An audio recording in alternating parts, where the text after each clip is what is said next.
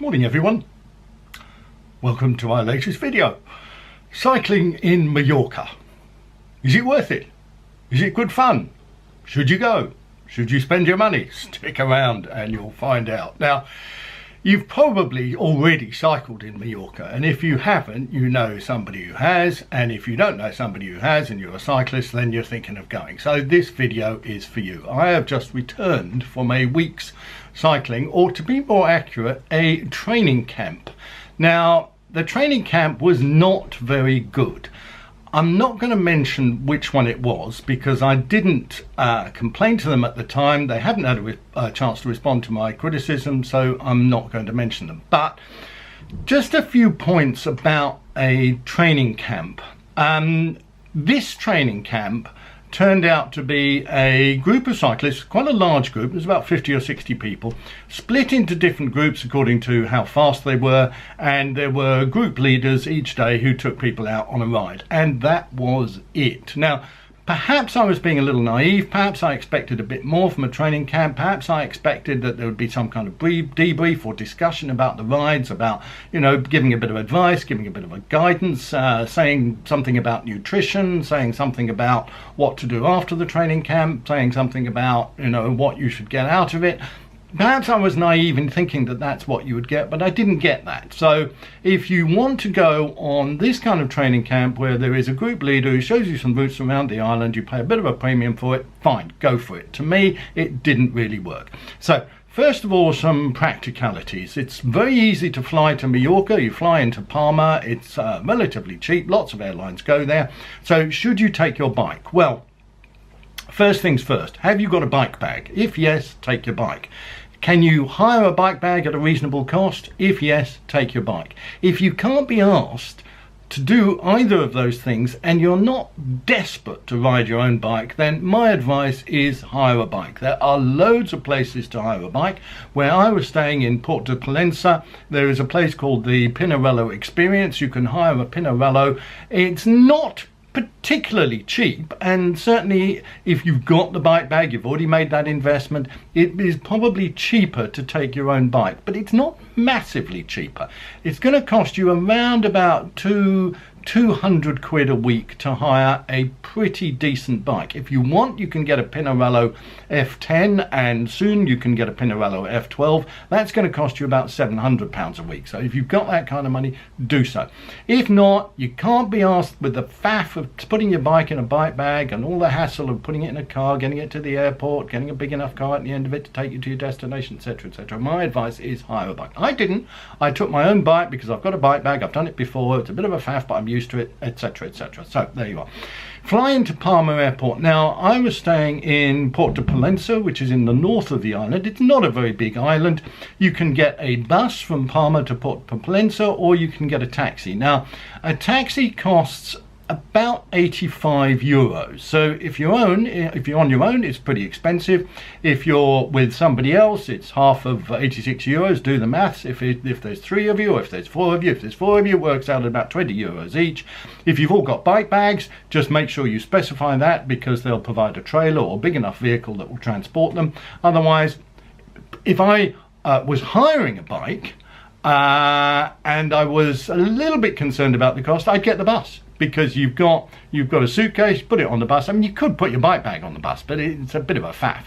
So go to Palma, get a taxi, get the bus, go to Port de Pollença. Now, ought to say, of course, that there are plenty of other places to stay on Majorca, but the only one I've actually stayed at, and I've stayed there twice, is Port de Pollença. So that's the one I know about.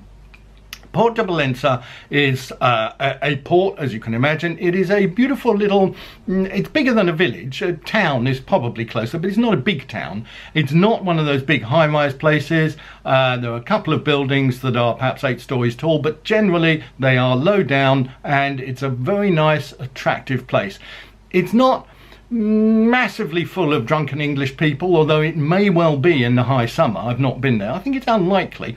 There are a lot of English people. There's quite a lot of German people, but there's a lot of English people. If you want to walk down the seafront and hear the English language, you're in luck. If you want to get a full English breakfast, you're in luck. But it's not like Benidorm. It's not like, you know, what's the other place? Torremolinos. It's not like that. It's a nice place. Alcudia, which is round the bay, is much more developed, much more built up, quite a few fairly high-rise hotels, but even so, nothing like Benidorm, so fairly pleasant. So Porto Pollença, now the place that I stayed at is called an apartment hotel, of which there are quite a few in Porto Pollença. An apartment hotel is basically a U-shaped group of apartments, either a studio or one or two bedroom, one bedroom or two bedroom place.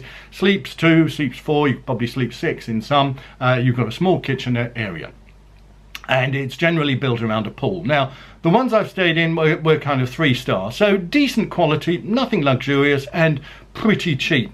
The only thing I would say is that the quality of the food is not that wonderful. Now, I will admit to being a bit of a snob about food. I don't particularly like school dinners. I've done 6 months inside, and the food there is certainly better than the stuff that I've had in most of these type of hotels, but there's quite a lot of it. There's always some rolls, there's always some pasta, there's always some rice. So you're going to be, if you're cycling, you're going to be able to fill yourself up with carbs. That's not a problem. But don't expect gourmet cuisine. Don't expect a Jamie Oliver style restaurant. Ha ha. Open a restaurant in Majorca, Jamie. You'll clean up. Don't expect high quality food if you stay at one of these apart hotel type place. Decent food, yes, quite a lot of it. Decent price, yes. Certainly the apartment hotel I stayed at was very nice, very clean, nice rooms, comfortable, no complaints. It weren't cleaned every day, but maybe that was my fault. I didn't put the notice on the door that said clean my room or whatever. And you know, I'm not a messy guy. I didn't make it look horrible. You know, you make the bed yourself. Anyway, so that's the apartment hotel experience. Obviously, you can stay in a proper hotel, you can stay in a much more luxurious hotel, you can stay in an Airbnb, you can stay in a villa, etc., etc. It depends on whether you're on your own, whether you're on a group, whether you're with a group of people. If I went back, and I probably will go back with a group of mates, I would either get an Airbnb, or I would hire a villa, perhaps 6 or 8 of us, or perhaps stay in an apartment hotel and go out for meals. Now, when we were there, and I was with 3 friends within this training camp, we went out for a meal for about 3 or possibly 4 evenings, because we couldn't face eating in the hotel. Now, in terms of cycling on Majorca, well, it is a great place to cycle.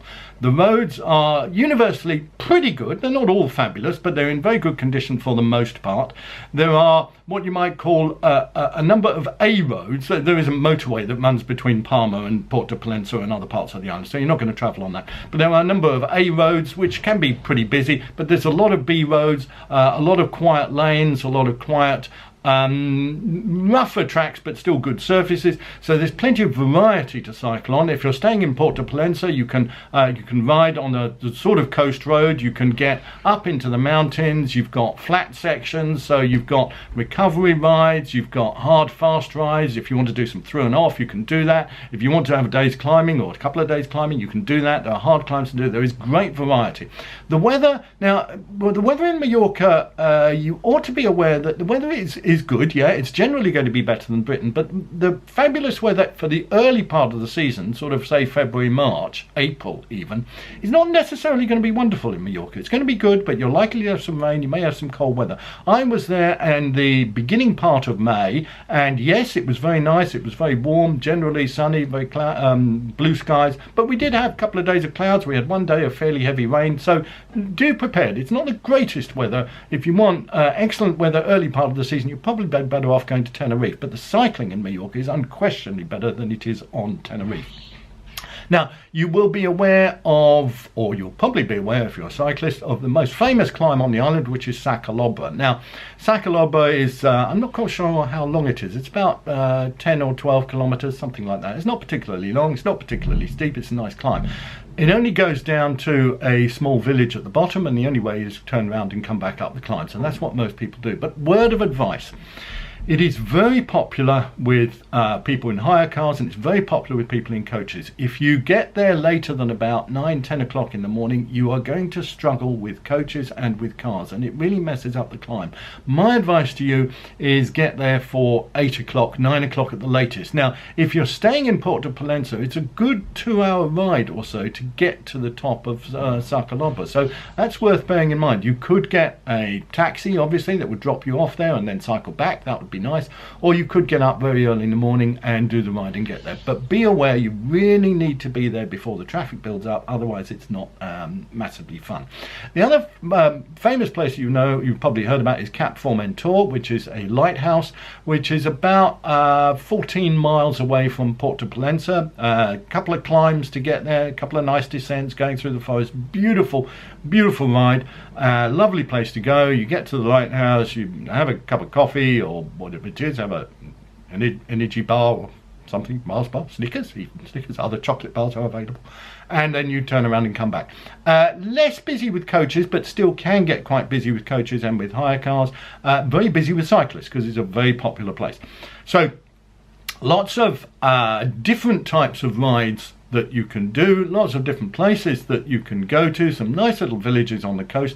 One thing I do particularly recommend if you're staying in Portapalenza is to ride around the bay to Old Alcudia and then follow the road through Malpass, I think it's called. There's basically only one road that goes through round the bay, another little climb. Now it ends up at a dead end because there is a military base, but there is fabulous views through the forest across the bay to Portapalenza. You can also take a little side turning and do a little climb of about a kilometre, quite steep, up to a place called Mirador de Victoria, where there is a fabulous restaurant, cafe, beautiful place to stop, have a coffee, have a drink, again looking through the forest over the bay to Portapalenza. Funnily enough, on the cycling camp that I was staying at, people didn't seem to know about this, and certainly they didn't say to us, oh, okay guys, if you want to do your own thing, here's a couple of places that you might consider.